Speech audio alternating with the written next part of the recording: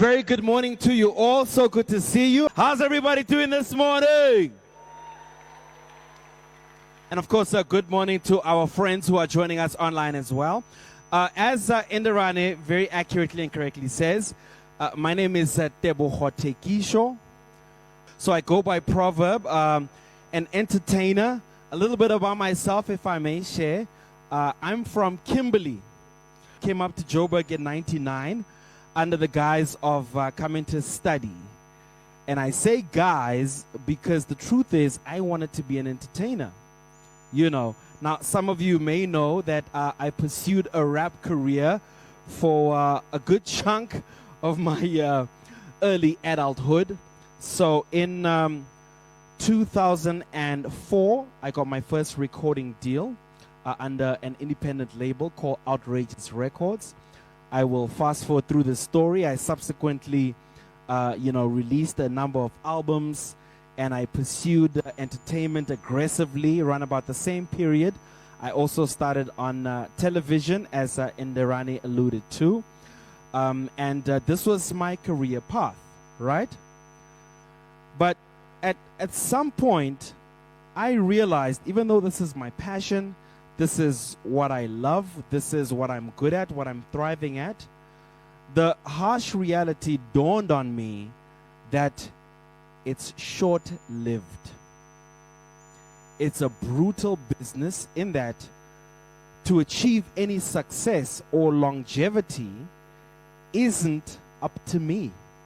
It's dependent on elements you can't control. Your popularity.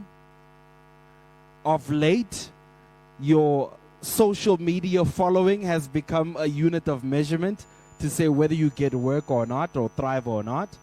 And the game, by the game I mean the entertainment game that is, can very quickly spit you out.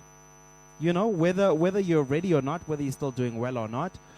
That was a rude awakening of the thing I'm talking about. Now, fortunately, through the gift of foresight and having seen many of my peers in the entertainment business, I then got to thinking that before it runs out and I'm left wanting, I need to prepare myself for a life beyond it.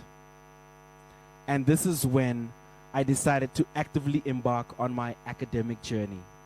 Upon realizing that I need to empower myself, I need to think beyond the limitations of entertainment. I felt like at some point I had kind of reached the ceiling. You know, I was doing primetime national radio. I was doing national television. I had, published my first book. And I was like, the avenues of entertainment were pretty much but exhausted. So the onus was then on me to say what happens beyond entertainment, right? And this is when I decided to embark on my journey with Regenesys. Now, I will tell you how it went. I arrogantly thought, with my experience, with my profile, with my name, don't tell anyone I said that, thought I could come straight in and pursue an MBA, right? I thought, through my experience in management from running my production company, I could immediately approach Regenesys, get straight into my MBA. But their wisdom, guidance, and in hindsight, thank goodness, advised that I start with a BBA. So prior, I had done a number of short courses, all culminating into nothing significant really. So I was advised to then pursue a BBA, which I did for 3 years. And let me tell you folks, it was the toughest thing I have done. And consider that I have done Survivor South Africa. Consider that I have summited Mount Kilimanjaro twice. So when I tell you this was tougher than that, please take my word for it, right? But I say that to say this. The way the good folks at Regenesys support you, hold your hand, do not allow you to entertain the idea of giving up, because that enters your mind every quarter, every semester, every exam, okay? Many a times I have physically phoned Indirani and spoken to her over the phone to say, I quit. That's it. That's it. Elizabeth will also know. Elizabeth and I are interacting a lot now during my MBA, doing a thing called Advanced Mastery. And she herself knows of the many times I've been on the edge of wanting to quit. But the point I'm trying to drive here is that not only do you have your own aspirations, ambitions, and desire to see yourself win, but they too have that for you and want to see you win, and will put, resources in place, avail themselves at all time. There's no moderator whose number I don't have directly, whose email, whose contact I don't have, because they're always ready, willing, able to support, to ensure that you ultimately cross this line. So the one thing that's a major differentiator of this institution to the others, because I have interacted with the others as well, is how the relationship is so personal. You feel like it is just you, because they know you by name and want to ensure that you succeed, as opposed to just being a number in the crowd, a number in the classroom. When I first got to tertiary, and I said this to my daughter as well, I say, the lecturers actually don't care whether you pitch up or not, right? You've heard this thing, ne? Unlike in school where they take register. Not here. No. Here they want to check. You've been a little bit scarce. Do you need help? Do you need support? Is there something happening? Do you need to rewrite? Can we double check your dates? Have you completed? How's it going? Are you struggling? Do you need support? Shall we avail somebody who can sit with you and help you and all that? So when I tell you they literally hold your hand, please believe me. Do you know what I'm saying? If a yo former rapper, yo, what's happening, blah, blah, blah, can have a BBA today, it is only because of the support that I've enjoyed. Do you understand? And if I can, amen, sister, preach it, won't you? So now, after I graduated with my BBA and I got to wear my, what's a pura in English, by the way? My robe, ne? It's a robe? My graduation gown, what's it called, that garb? I rocked that, got my hat, got my picture, did my little speech. My dad was here. I was satisfied that I now have a degree. But oh no, they weren't satisfied. And said, no. You've got a momentum now. You know what I'm saying? It's going now. And plus, your initial goal was to do an MBA, right? So through the process of an RPL, Record of Prior Learning, which considers my MBA, everything that I had done, experience in the industry, in my businesses and the like, I went through sort of various steps and exams and interviews, and I was finally eligible for my MBA. And I will have you know that I have just completed my first year master's. So now I am halfway through my MBA.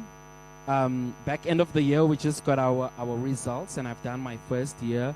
So I'm about to embark on what I believe is my final year MBA. Ne?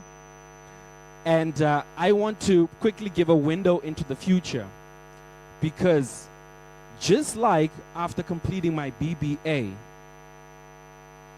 man, these folks are so hard to please, because now they're challenging me to think about what happens after my MBA.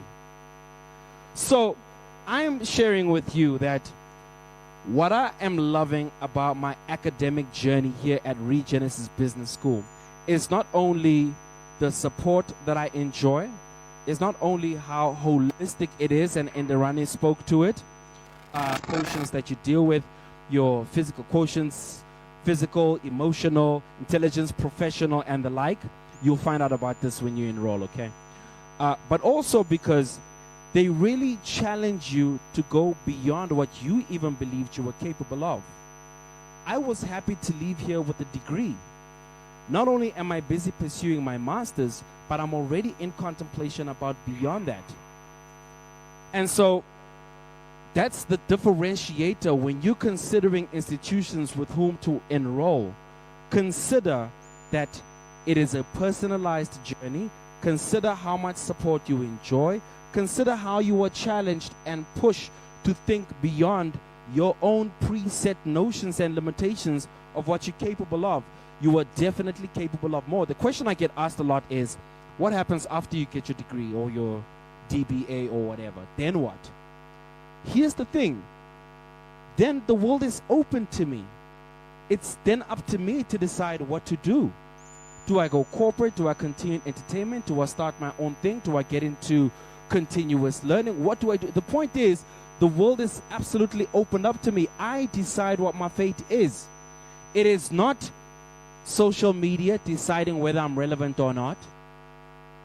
It is not viewership deciding whether I'm still going to have a TV show or not.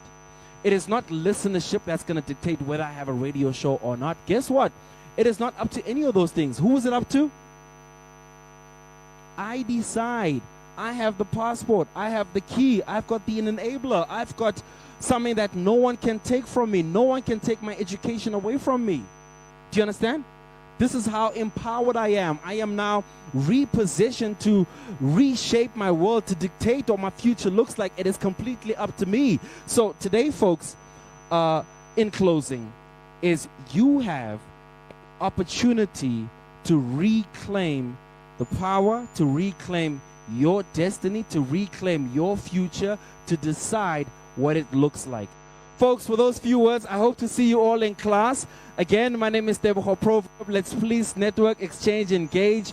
I'm happy to share with you on a personal journey if there are any kind of questions that you want to ask. We also have some of our leaders here as well. Please engage, ask them as well. And let's see each other in class and awaken our potential. Until later, have a good one.